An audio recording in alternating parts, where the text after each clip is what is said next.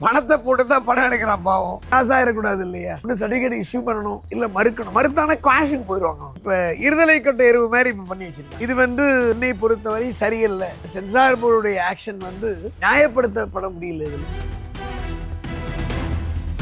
Lordship நீதியரசி PT Asha அவர்கள் முன்பு விசாரணைக்கு வருகிறது. அவங்க பல கேள்விகளை சென்சார் போர்டுக்கு வைக்கிறாங்க. என்ன ஆட்சேபனை கருத்து அப்படின்லாம் கேட்குறாங்க. உங்களுக்கு ஆட்சேபனையான விஷயங்கள் இருந்தால் நம்ம டினை பண்ணி தான் ஆகணும். 3 நாட்கள் தான் மேக்ஸிமம், அதுக்கு மேலே இல்லை ஒன்றும் விஷயங்கள் இல்லை. உங்களுக்கு ஆட்சேபனையான விஷயங்கள் இருந்தால் 24 hours டைம் கொடுக்குறோம். அவங்களுக்கு பெரிய விஷயம் கிடையாது. டக் டக் டக் டக்குன்னு கட் பண்ணிட்டு போயிடுறாங்க. கட் பண்ணிட்டு 2 hours கட் பண்ணி கொடுத்துட்டு போயிடும். ஏன்னா பராசக்தியை பொறுத்த வரைக்கும் ஏகப்பட்ட ஆட்சேபனை கருத்துக்கள்லாம் இருந்தது. பட் அதில் டினை பண்ணல. எல்லா மெம்பர்ஸும் பராசக்திக்கு சர்டிஃபிகேட்டை கொடுத்துட்டாங்க. ஜனநாயகன் விஜய் அவர் ஒரு பார்ட்டியோட லீடரா இருக்காரு, இல்லை மத்திய அரசுடைய ஹேண்ட் இருக்கா அப்படின்லாம் பல விஷயங்கள். பட் சென்சார் போர்ட் ஆக்ட்ல ஒரு காலக்கெடு அப்படிங்கிறது நிர்ணயிக்கப்படவில்லை. வித்தின் டைம் ஃப்ரேம்ல தான் நீங்க சர்டிஃபிகேட் இஷ்யூ பண்ணணும் அப்படிங்கிற மாதிரி அந்த ஷரத்துல இதுவரை இல்லை. சென்சார் போர்ட்லயும் ஒரு காலக்கெடுவை நிர்ணயிக்க வேண்டும். இறையாண்மைக்கு எதிராக ஏதாவது கருத்துக்கள் இருக்கிறதா? மிலிட்டரி போர்சஸ்க்கு எகெயின்ஸ்ட் ஏதாவது இருக்கிறதா? அதுக்கப்புறம் பெண்களுக்கு மிகவும் எதிரான விஷயங்கள் இருக்கிறதா? மிருகங்கள்லாம் அதில் வதை செய்யப்பட்டிருக்கிறதா? பாடல் வரிகள் ரொம்ப கொச்சையா இருக்கா? அப்புறம் ஆர்டிகல் 29ல ரிலிஜியன் அதுக்கு எதிராக ஏதாவது இருக்கு? இந்த மாதிரி பல விஷயங்கள் நோட்ஸ் எங்களுக்கு இருக்கு. ஆனா இதுல அரசியல் சார்ந்த ஏதாவது விஷயங்கள் இருந்தாலும் இது மறு ஆய்வுக்கு வர இல்ல. அது இருந்தால்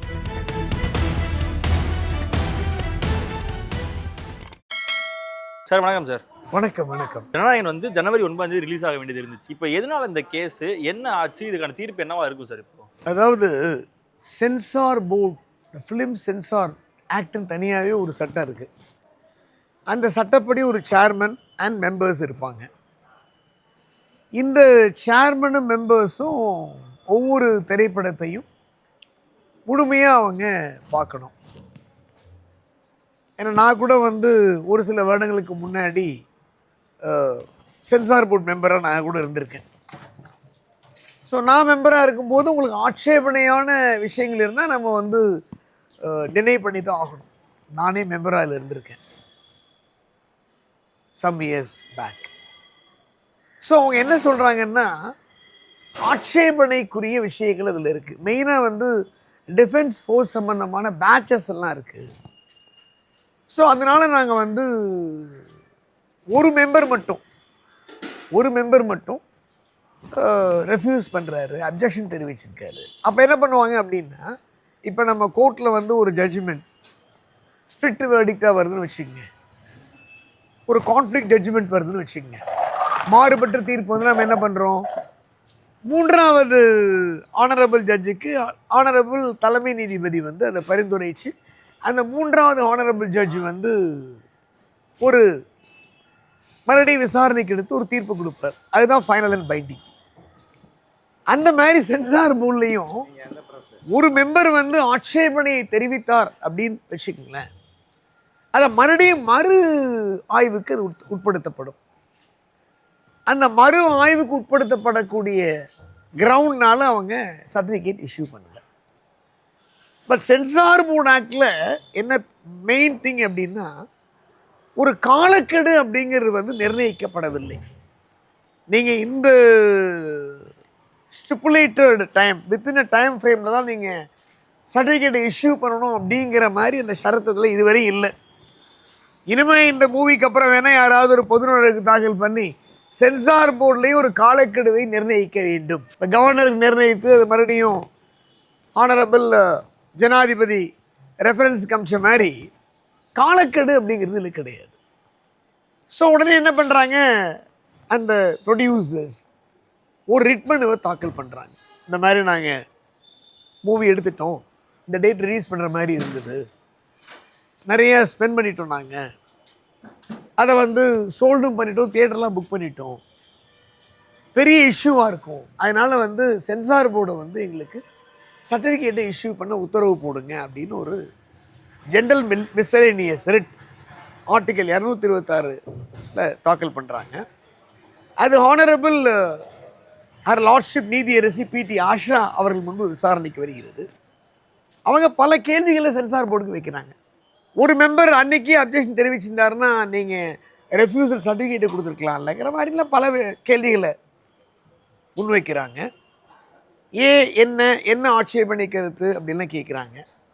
சென்சார் போர்டு சார்பாக ஆஜரான மத்திய அரசு assistant solicitor general of India அவர் வந்து நான் சொன்ன அந்த காலக்கெடு எதுவும் கிடையாது, சென்சார் போர்டு வந்து இந்த டயத்துக்குள்ளே தான் நீங்கள் சென்சார்ஷிப்பை முடித்து சர்டிஃபிகேட்டை இஷ்யூ பண்ணணும் அப்படின்னு வந்து கோர்ட்டு உத்தரவு போட முடியாதுன்னு பல விளக்கங்கள்லாம் கொடுத்துருக்காங்க.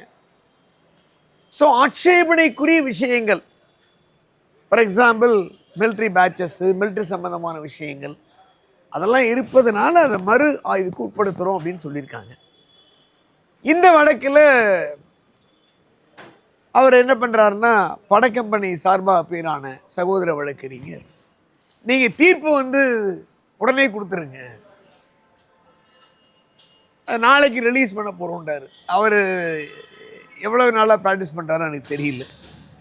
ஒரு வழக்கில் போய் தீர்ப்பு நீங்கள் உடனே கொடுங்க அப்படின்னு நம்ம கேட்க முடியாது. அவருக்கு சட்டம் தெரியலன்னு நினைக்கிறேன். இது பெயில், ஆன்ஸ்பேட்டரி பெயில், ஜாமீன், முன்ஜாமீன், கண்டிஷன் ரிலாக்ஸேஷன், மாடிஃபிகேஷன் கிடையாது.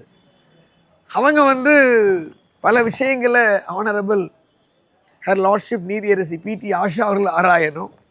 இவங்க என்ன சொன்னாங்க, அவங்க என்ன சொன்னாங்க, சென்சார் போர்டு சட்டம் என்ன சொல்கிறது, என்ன ஆட்சேபனைக்குரிய கருத்துக்கள், என்ன ஆட்சேபனைக்குரிய விஷயங்கள், இதெல்லாம் அவங்க அலசி ஆராய்ஞ்சு முன் தீர்ப்பு ஏதாவது இதுக்கு இருக்கா, ஏற்கனவே வேறு ஏதாவது ஆனரபிள் ஸ்டேட் ஹைகோர்ட்டில், honourable apex court, supreme court of இந்தியாவில் தீர்ப்புகள்லாம் இருக்கான்னு அவங்க எல்லாம் ரிசர்ச் பண்ணி தான் ஜட்ஜ்மெண்ட் எழுத முடியும்.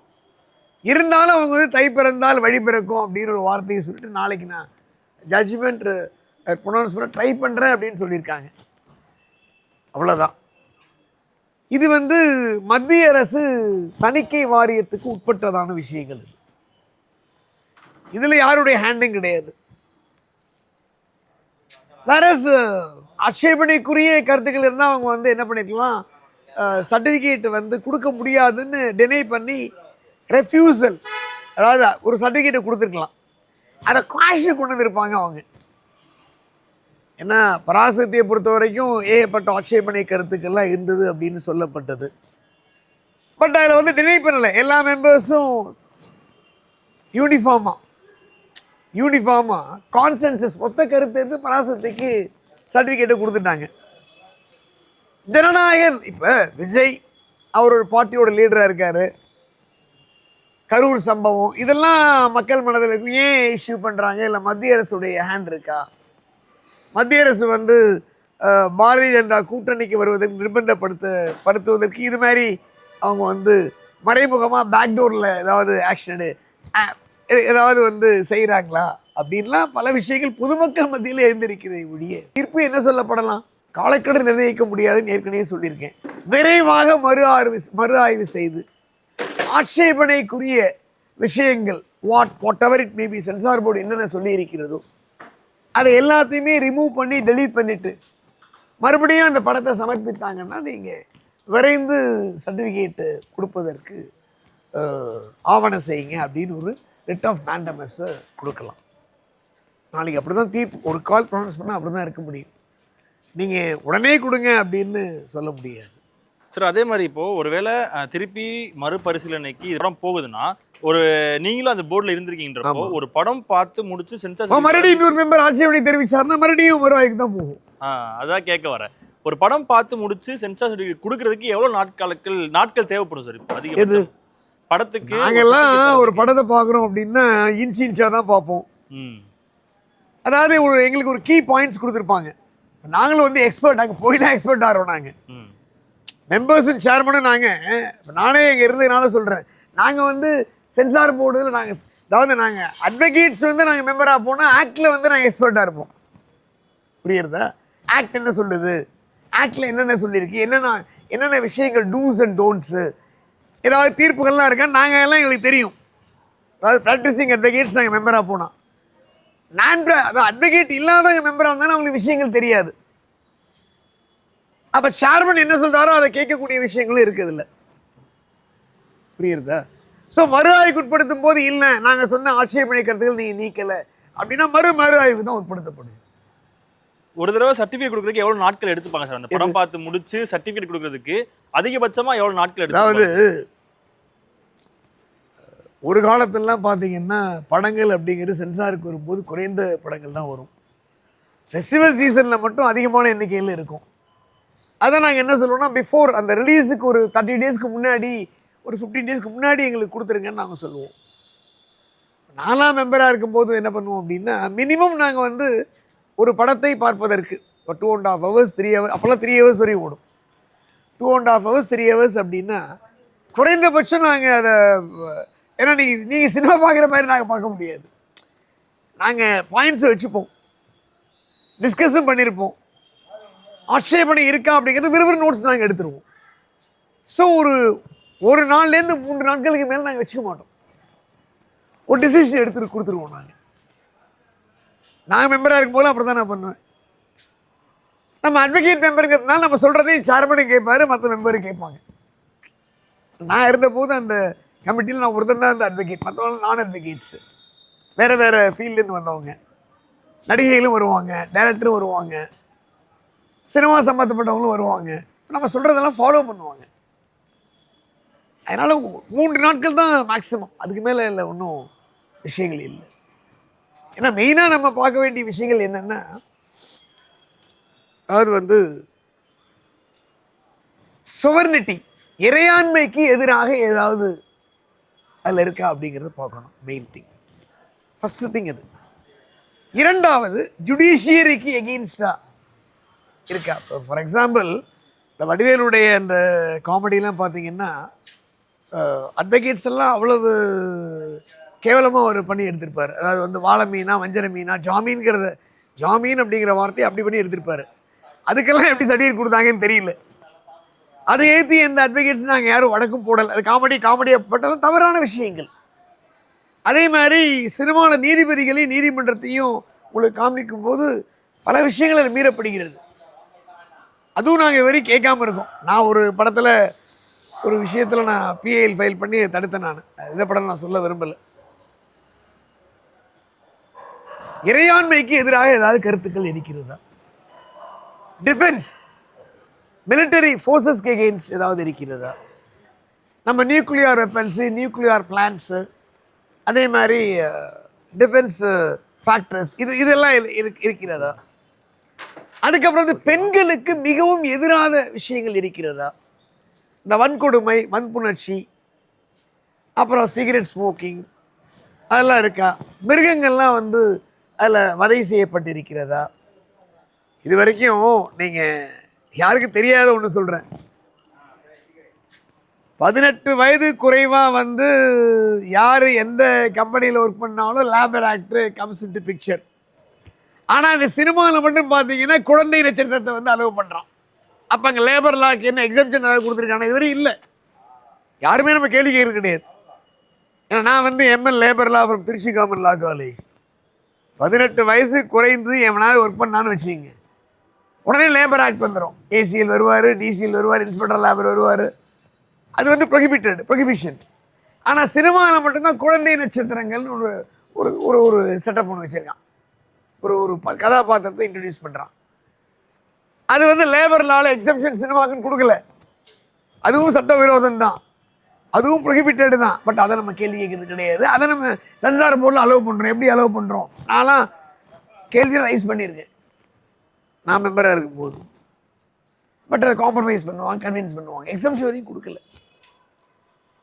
ஸோ பாடல் வரிகள் ரொம்ப கொச்சையாக இருக்கா, இந்த மாதிரி விஷயங்கள். அப்புறம் வந்து தேசிய கீதம், வந்தே மாதரம், இந்த விஷயங்களை கரெக்டாக கொண்டு போகிறாங்களா, அவமரியாதைப்படுத்துகிற மாதிரி இருக்குங்களா. அப்புறம் ஆர்டிகல் 29 ரிலிஜியன், அதுக்கு எதிராக ஏதாவது இருக்கு. இந்த மாதிரி பல விஷயங்கள் நோட்ஸ் எங்களுக்கு இருக்கும். ஆனால் இதில் அரசியல் சார்ந்த விஷயங்கள், எக்ஸாம், அதாவது 10th + 2 எக்ஸாம் திருத்தும் போது எக்ஸாமினர்ஸ்க்கு என்ன பண்ணுவாங்கன்னா கீன்னு ஒன்று கொடுத்துருவாங்க. எல்லாருக்கும் அதில் ஆன்சர்ஸ் இருக்கும். அந்த வாத்தியாருக்கு வந்து பேப்பர் படிச்சுட்டு போகிறோன்னா இல்லையோ அதை பார்த்தா திருத்தி சொல்லலாம் அப்படின்னு கொடுத்துருவான். அந்த மாதிரி எங்களுக்கு ஒரு கீ கொடுத்துருவாங்க. இதுதான் விஷயங்கள் சார். ஆனால் இதில் அரசியல் சார்ந்த ஏதாவது விஷயங்கள் இருந்தாலும் இது மறு ஆய்வுக்கு வர இல்லை. அது இருந்தாலும் நம்ம எவிடன்ஸ் இல்லாமல் நம்ம பேச முடியாது. ஓகே, இருக்கலாம், இல்லாமல் இருக்கலாம். பட் வித்தவுட் சிமெண்டட் எவிடன்ஸ் நம்ம பேச முடியாது. பட் நான் என்னுடைய கருத்து என்ன சொல்கிறேன்னா, ஒரு எக்ஸ் மெம்பராக இருந்ததுனால இல்லை எத்தனையோ படங்கள்லாம் மீறி இருக்காங்க. அதாவது ஆட்சேபனை இருந்ததுன்னா நீங்கள் ரிலீஸ் பண்ண போகிறோம் ஒரு ஒரு சூப்பர் ஒரு அவரும் ஒரு சுப்ரீம் ஸ்டார்னு விஷயங்களேன். பொங்கல் அவர் எப்படியோ என்னமோ பணத்தை போட்டு தான் படம் எடுக்கிறான் பாவம், கடைசி அவனுக்கு லாஸ் ஆகிடக்கூடாது இல்லையா? அதனால் இதெல்லாம் முன்னாடியே நம்ம கொடுத்து யாராக இருந்தால் எக்ஸ் ஒய் இசட் அப்படின்னு சொல்லி ஒன்று சர்டிஃபிகேட் இஷ்யூ பண்ணணும், இல்லை மறுக்கணும். மறுத்தானே குவாஷுக்கு போயிடுவாங்க அவங்க. இப்போ இருதலை கட்ட எருவு மாதிரி இப்போ பண்ணி வச்சுருக்காங்க. இது என்னை பொறுத்தவரை சரியில்லை. சென்சார் போர்டுடைய ஆக்ஷன் நியாயப்படுத்தப்பட முடியல. இதில் அக்ஷேபனையை ரிமூவ் பண்ணுங்க, 24 hours நாய் கொடுக்குறோம், அவங்களுக்கு பெரிய விஷயம் கிடையாது. டக் டக் டக் டக்குன்னு கட் பண்ணிட்டு போயிடுறான், கட் பண்ணிட்டு கொடுத்துட்டு போயிடறான். அவன் ஸ்டுடியோ போகிறான், ஸ்டுடியோ 3 hours 2 hours கட் பண்ணி கொடுத்துட்டு போயிடுவான். இந்த மாதிரி பண்ணலாம். என்ன பண்ணுறாங்கன்னு பார்ப்போம். நாளை தீர்ப்பு என்னென்னு, தீர்ப்பு இப்படி தான் இருக்க முடியும். நீங்கள் இவ்வளவு நாளில் நீங்கள் கொடுங்கன்னு ஆனரபிள் மெட்ராஸை உத்தரவு போட முடியாது. Let us hope for the best. Okay sir, thank you sir. Welcome.